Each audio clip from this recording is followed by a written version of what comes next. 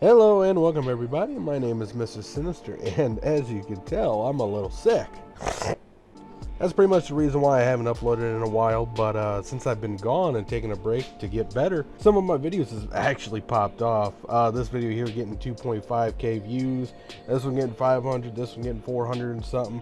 And for a channel of my size just starting out, hey, that's pretty good to me. Also, not to mention, within the last couple weeks, we have gained a couple hundred subscribers, which is also pretty neat. So to kind of celebrate that, I want to make a video kind of explaining 10 things you should know as a brand new player in CarX Drift Racing Online. First things first, when you're getting into CarX is a drifting game, so you gotta know what a drift really is. This is a drift. This is not. You can tell the difference because of the way it is. When you're getting into a drift, you got to know where you're going to initiate. You got to know what a initiation is. You got to know what a combo is. All those things combined makes a good drift. Moving on from number 1 to number 2, these two go hand in hand. You got to know what a good tune looks like. This is a good tune. This is not. You can tell by the way it is. No, but seriously, if you go into the dyno stand and mess with a couple of the settings and test it out as you go along, you will eventually find a pretty good tune for the car you're, most using. You can also go online and look up good tunes for different cars. Here after a while, I'm actually going to upload a video showing you how to make a good tune. Now, depending on what you want to use the tune for, that's going to determine how you tune a car. If you want a nice, slow, and smooth drift, you're going to want to have low horsepower, super low grip, all that good stuff. If you want to do like formula drifting really fast, you're going to want to have higher grip, higher horsepower, and so on and so forth. Now, if you want to get good at those things, we're going to move on to number 3. You got to know what a line is. Now, looking at this map here, this is the map of East Togue. As you can see, there's a starting point and an ending point. They're right next to each other because it's a loop. Start at one point, you go around, you take this specific line, you go around this corner and then around that corner, and you get back to the starting and you're good to go. That's a line. The more you run these tracks, you'll start to notice how you're supposed to take certain corners, stuff like that. If you watch other people drift, or if you try to mimic what they do, if you start chasing people in a tandem, you will eventually know how a track is ran. Speaking of going into number 4, this is how a tandem should go. When you're tandeming with somebody, there's a chaser and a leader. The leader is going to lead, the chaser is going to chase. When a leader leads, he's got to be real smooth, real slow. He's got to take the corners just right. And the chaser has got to be a little bit quicker. He's going to be a lower gear, so he could get up to him quicker. And he's going to mimic everything the leader does. Now, you as a new player, you're going to find out what you're better at. Me, myself, I'm a better chaser than a leader, and you'll soon find out what you're good at. Now, let's say you're in a tandem, or you're drifting solo. There's nothing wrong with doing either. And you see a big train coming towards you. What should you do? Well, that leads us on to number 5, when to reset.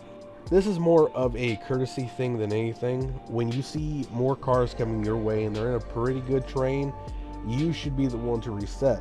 And vice versa. If somebody's coming towards you and you're in a bigger train, then they should reset. Now, don't get upset if they don't. They might have a really good run. Everybody's got their own reasons.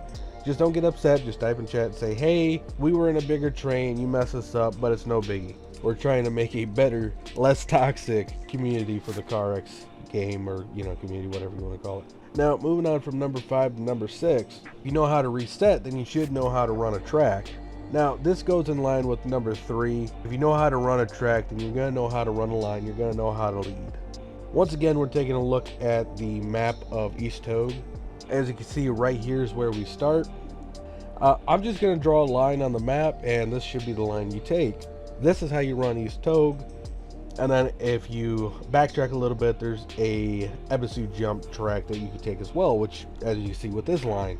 Now, each map is different, so you're going to have to learn it, run with other people, see how they take it, and just practice as you go. And I always say, practice makes perfect. Practice is the best teacher, honestly. Now, moving on to number 7, if you're going to be running clean lines, you got to have a clean car. There's 2 different ways, or actually a couple different ways you can take You can have a clean looking car or a good livery. If you're a FD drift racer, you're going to want to have FD style livery. If you're more of an aesthetic kind of person and you want it not so muddy, not as many stickers, something clean, something intricate, there's a couple different ways you can do this. You can either create the liveries yourself, which I have a tutorial as well for it. Well, it's super basic. It's not gonna go real in depth, but if you want to get into downloading liveries, then you could get KinoMod or ZML, which I will be uploading a video here soon on how to get, and you could just use somebody else's livery. But the key takeaway from that is, if you're gonna want to run clean lines, you gotta have a clean car.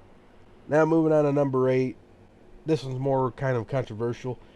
Keyboard versus controller and wheel. Depending on what you got is what you're going to use. If you're on a console, you're probably going to use controller. If you're on PC, you're probably going to use keyboard, and wheel can be used on any of those. Now, there's pros and cons to all of them. With keyboard, there are hardly any pros, but I still use keyboard anyway. On keyboard, if you hold down W, it's full throttle.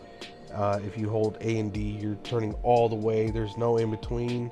On controller, you do have an in between. You can go a little bit right or a little bit forward, whatever. And then on wheel, it's simulator. You can feel like you're actually driving. Controller and wheel are a little smoother than keyboard, but you can knock up your caster to be as smooth as controller and wheel. You just have to play with your settings and get that all figured out on your own. But it really comes down to your own preference, whatever you're most comfortable driving with.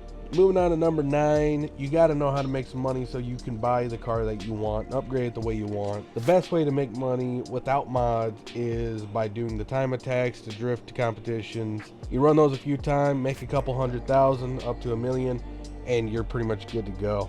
Now, if you want to go a little bit more in depth, you can get KinoMod, go into any of the playlists I just said, and fly through all the check marks, and you will make millions within a couple minutes. And like I said, I'll be uploading a KinoMod tutorial here in a little while. And lastly, subscribing to Mr. Sinister is scientifically proven to make your 360s perfect every time. Nah, I'm kidding. Last thing to keep in mind is practice. There isn't any one-trick tips out there that will make you a grade A drifter. Only practice and time will get you there.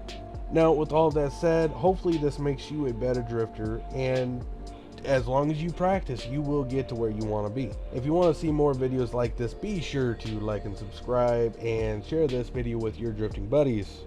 If you want to participate in upcoming events and giveaways for logos, liveries, and tunes, be sure to hop in the Discord and we'll set you guys up. Our Discord already has 30-something people in it. You can make as many drifting buddies as you want, make your own teams even. Or if you're looking for liveries to download and install, I do provide liveries that are free to use in my Discord. Now, one last thing I want to say before I do end this video. We do have a event coming up on the 30th. Today's the 27th. It's currently 6 o'clock in the afternoon for me. We have a livery event coming up, so if you think your livery is good enough to win something, be sure to participate in the Discord. We are currently giving away a free professional grade logo, which I didn't go into too much detail about in the last video, but I am a professional graphics artist. I have done quite a bit of work. I've been doing it for 10 years, and I have even worked with C Toretto. So if you want a C Toretto grade, logo, hop in the Discord. Post your CarX livery submissions in the CarX livery submissions channel in the Discord, and you will be participating. But with that all out of the way, I hope you guys enjoyed this video, and if you did, like and subscribe. And until the next one, you guys have a good one.